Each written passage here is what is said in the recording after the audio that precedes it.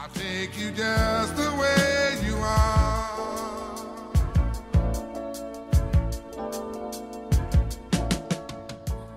Sjálfstæðisflokkurinn hefur breyst vegna þess að á stríðstímum þegar þú ert að endurskapa, þegar þú ert í mikilli baráttu, þegar mikill ágreiningur uppi, þegar miklar hræringar eru í þjóðfélaginu, þá þarftu Winston Churchill og Davíð Oddsson. Má ég aðeins útskýrta með við barnauppeldi. Sko, besta leiðin til að ana börnin upp er að vera í senn harður og mjúkur. Harður í því að degra þau ekki, en mjúkur í því að sinna þeim og vera örlátur við það þegar það á við. There's a new man in town, and he's not putting down. En á miklum friðstímum, þegar ekki mikill ágreiningur, þá getur verið að maður eins og Geir Haarde sé heppilegri. Og Geir Haarde einhvern veginn maður sem samhljóma tíðarandanum. Hann er mildur og mjúkur, hann sanngjarn og sáttfús, hann landsföðulegur og hann maðurinn sem á við núna.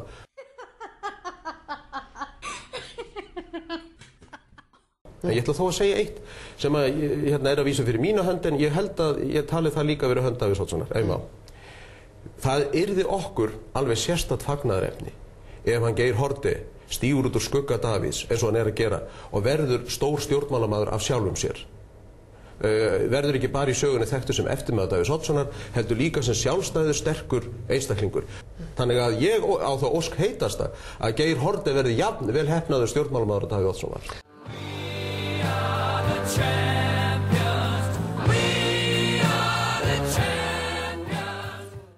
Og sjálfstæðismenn eru mjög foringjahollir og það dálítill munur kannski ef maður tekur þetta svona sjálfstæðisflokkin annars vegar og vinstriflokkana hins vegar, þá í sjálfstæðisflokknum eiginlega fólk sem hugsar ekkert mikið pólitík og frekar ópólitískt.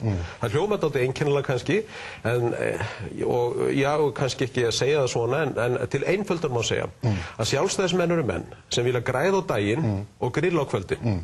Vinstrimenn eru menn sem halda með masi og fundahöldum og sko ljóðalestri, þá sé hægt að leysa einhver lífsgátur. Þannig að vinstri menn eru miklu pólitískari heldur en hægri menn, þess vegna eru þeir ekki eins foringjahollir. Hægri mennirnir, þeir eru bara að reka sín fyrirtæki, þeir vilja leggja á brattan, þeir vilja bæta kjör sín og sinna, þannig að þeim finnst gott að hafa mann sem að sér pólitíkina fyrir þá, og Davíð var slíkur maður.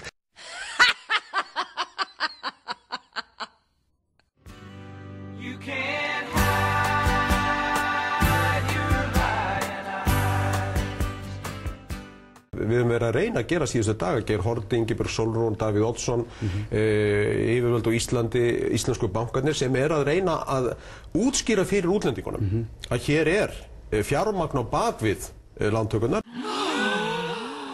Íslenska ríkið skuldlaust. Íslenska ríkið skuldlaust.